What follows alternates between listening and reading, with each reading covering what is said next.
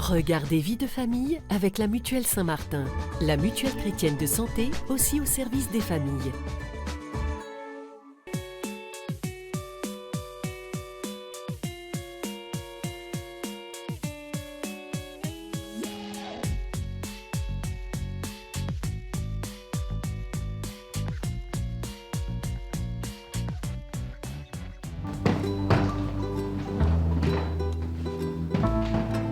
Aujourd'hui, c'est mercredi. Pas d'école pour Mathilde, qui est libre de faire du roller autant qu'elle veut. J'en fais 1 ou 2 heures par jour. Quand on est enfant unique comme Mathilde, il faut souvent savoir s'occuper seule. Même si sa mère Elisabeth n'est jamais bien loin. Tous les mercredis et tous les samedis, je ne travaille plus pour pouvoir être avec elle. Du coup, c'est vrai que je passe pas mal de temps avec elle. Elle peut compter sur moi à tout moment. Des fois, je me dis que ça serait bien d'avoir une petite sœur ou un petit frère. Parce qu'au moins, je pourrais jouer avec lui. Et puis maman, si elle a des choses à faire, au moins elle pourra les faire. Et je ne serai pas obligée de l'embêter. Si Mathilde est une petite fille sociable avec beaucoup d'amis, un chat qu'elle aime câliner, il était important pour ses parents de cultiver le lien avec la famille élargie. Les amis à cet âge-là, on ne sait jamais pour plus tard. Alors que la famille, les frères et sœurs, les cousins, cousines, les oncles et tantes, c'est pour toute la vie. Je viens d'une famille nombreuse et en fait, dans ma famille, on a toujours appris à s'aider, de s'entraider. Aux vacances de février, ma sœur a eu un enfant et donc on est venu s'occuper des 2 autres cousins-cousines. Et Mathilde s'en occupait avec moi. Et c'est vrai que c'était comme une deuxième petite maman. Elle essayait de faire au mieux et on voyait qu'elle y tenait. Comme elle n'a pas de frères et sœurs, je pense que c'est encore plus fort. Je vais vous montrer une photo de ma cousine et moi. Mes cousins, des fois, ils me manquent. Mais après, je sais qu'ils sont dans mon cœur. Ils sont gentils, ils sont blagueurs et ils font quelques bêtises.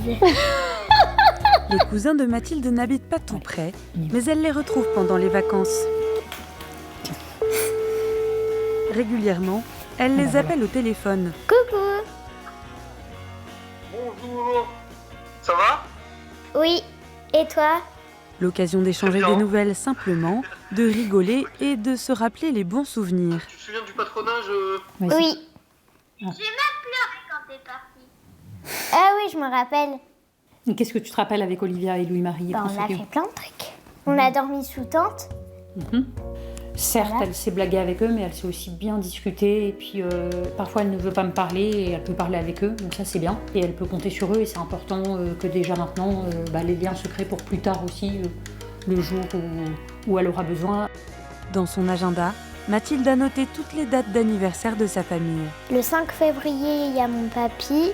Le 23 février, il y a mon cousin Baudouin. Un signe que ce lien unique compte particulièrement pour elle. L'enfant unique est fondamentalement seul.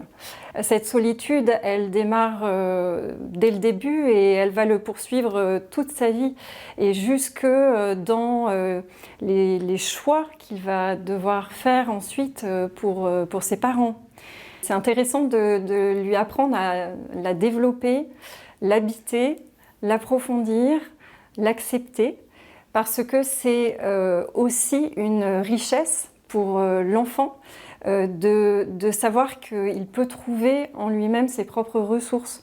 Dans le reportage, on voit Mathilde qui évoque le fait que si elle avait des frères et sœurs, ça lui permettrait de jouer avec eux et ça permettrait à sa maman de faire autre chose. Donc elle a conscience que l'adulte a aussi besoin de temps pour lui et il faut qu'elle trouve un moyen en fait de s'occuper, de trouver ses activités. On va l'aider à s'ouvrir sur l'extérieur. Évidemment, la famille biologique, comme on l'a vu, donc avec les grands-parents, les oncles et tantes, les cousins et cousines, vont être très importants dans la vie de l'enfant. Ce sont des personnes sur lesquelles l'enfant va pouvoir vraiment compter. Il y a cet esprit de famille, des personnes présentes aussi dans les moments difficiles que l'enfant va pouvoir traverser. Parfois, comme Mathilde l'a évoqué, l'enfant va peut-être avoir envie de se confier un peu plus à ses grands-parents sur des choses qu'il ne va pas pouvoir trop partager avec ses parents directement, des choses un petit peu plus difficiles. Donc la famille va être une vraie aide pour l'enfant. Parfois, l'enfant n'a pas une grande famille où les personnes sont loin, pas très disponibles.